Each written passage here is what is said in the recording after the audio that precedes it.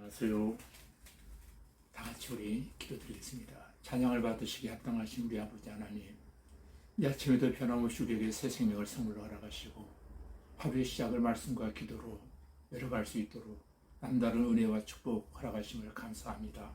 오늘도 말씀에 의지하여 하나님께 크신 영광만 올려드릴 수 있는 귀한 새날 되게 하여 주옵소서. 하루의 모든 삶의 여정을 우리 주님께 맡기오며 예수님 이름으로 기도하옵나이다. 아멘. 네, 오늘 읽어드릴 하나님의 말씀은 잠언서 15장 1절로 7절까지 제가 읽어드리겠습니다. 유순한 대답은 분노를 시게 하여도 과계가 말은 노를 격동하느니라. 지혜 있는 자의 혀는 지식을 선히 베풀고 미련한 자의 입은 미련한 것을 쏟느니라. 여호와의 눈은 어디서든지 악인과 선인을 감찰하시느니라. 온순한 혀는 곧 생명나무이지만 폐역한 혀는 마음을 상하게 하느니라. 아비의 훈계를 없인 여기는 자는 미련한 자요 경계를 받는 자는 슬기를 얻는 자니라. 의인의 집에는 많은 보물이 있어도 악인의 소득은 고통이 되느니라. 지혜로운 자의 입술은 지식을 전파하여도 미련한 자의 마음은 정함이 없느니라. 아멘. 이 시간 알아가신 말씀을 통해서 의인과 악인의 하나님에 대한 태도와 그 결과라는 주제로 하나님의 말씀을 강론할 때에 크신 은혜와 깨달음의 시간이 여러분 모두에게 있어지기를 주님의 이름으로 축복합니다. 오늘 본문에 보면은 의인과 악인의 마음과 삶 그리고 그에 상응하는 결과 등을 서술하고 있는 전장에 이어서 오늘 본장에서도 역시 의인과 악인의 삶을 대조적으로 묘사하고 있습니다. 특히 하나님과의 관계를 반복적으로 언급하면서 지혜의 근본이 하나님이심을 명백히 하고 있다는 것입니다. 하나님의 눈은 악인과 의인을 두루 감찰하시는 눈이십니다. 하나님의 눈은 어떤 눈이신가 잠깐 살펴보겠습니다. 첫째로 모태에서 조성되기 전부터 감찰하신 눈이십니다. 시편 139편 16절에 보면은 내 형질이 이루어지기 전에 주의 눈이 보셨다라고 기록하고 있습니다. 대문을 열기도 하시고 닫기도 하시는 하나님이십니다. 둘째로 하나님은 성도들이 유순한 대답은 분노를 시게 하여도 과계가 말은 노를 격동하느니라.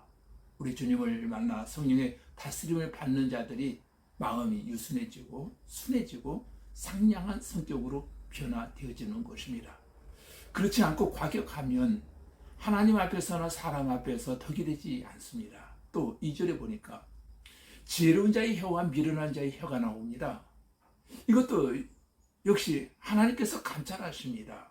셋째, 정직한 자의 기도와 의인의 제사를 또한 감찰하십니다. 3절에 보면은 여호와의 눈은 어디서든지 의인과 선인을 감찰하시느니라 하셨고 8절에 보니까 악인의 제사는 여호와께서 미워하셔도 정직한 자의 기도는 그가 기뻐하시느니라. 아멘. 하나님께서는 우리가 드리는 제사, 우리가 드리는 기도를 보시고 들으시고 계십니다. 악인의 제사는 여호와께서 미워하셔도 정직한 자의 기도는 특별히 하나님이 기뻐 흡양하신다는 것입니다. 우리 성도들이 선하게 살기를 원하고 오직 믿음으로 살기를 원하고 오직 말씀대로 지혜롭게 살기를 원하지만 이 세상에서 살아갈 때에 방해하는 것들이 사실 너무도 많습니다.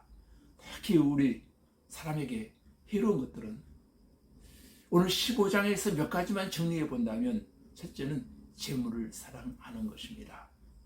16절 말씀입니다.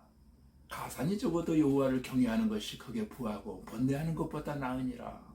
여기서 가산이 적은 것이 잘하는 것이라는 말씀은 아닙니다. 재물이 많은 것이 죄라는 의미도 아닙니다. 그러나 한 가지 분명한 것은 재물은 인생을 번뇌케 한다는 사실을 여러분 꼭 기억하십시오. 그래서 가산이 적어도 여호와를 경외하는 것이 크게 부하고 번뇌하는 것보다 낫다라고 하신 것입니다. 재물의 마음에 붙들리게 되면 천국 가는 데 지장이 됩니다. 그리고 그 욕심 때문에 지혜를 낳고 이것이 심하면 재물과 영혼을 바꾸려고 하는 무모한 모험도 불사하게 되어지는 것입니다. 둘째는 서로 미워하는 것입니다. 17절 말씀해 보니까 채소를 먹으며 서로 사랑하는 것이 살찐 소를 먹으며 서로 미워하는 것보다 나으니라. 그러나 미움과 분노와 증오는 다른 사람도 죽이고 괴롭게 하지만 무엇보다도 자신을 죽이고 또 남을 죽이게 된다는 겁니다. 셋째는 분을 쉽게 내는 것이 사람에게 해롭습니다. 18절에 보니까 분을 쉽게 내는 자는 다툼을 일으켜도 노하기를 더디하는 자는 시비를 그치게 하느니라. 분노는 자신의 영혼을 사단에게 맡기는 행위가 되어지는 것입니다. 분노는 내게서 사랑을 쫓아내고 스스로 그리스도인임을 포기하는 행위이기도 합니다. 넷째는 게으름입니다. 19절에 보니까 게으른 자의 길은 가시 울타리 같으나 정직한 자의 길은 대론이라. 게으름은 가난의 척경입니다. 우리 그리스도인들도 기도만 하고 있으면 안 됩니다. 기도하고 나서 일하고 기도하고 찾아보고 기도하고 부지런히 우리는 움직여야 할 것입니다. 다섯 번째는 미련한 자입니다. 20절로 21절입니다. 지혜로운 아들은 아벨을 즐겁게 하여도 미련한 자는 어미를 업신여기느니라.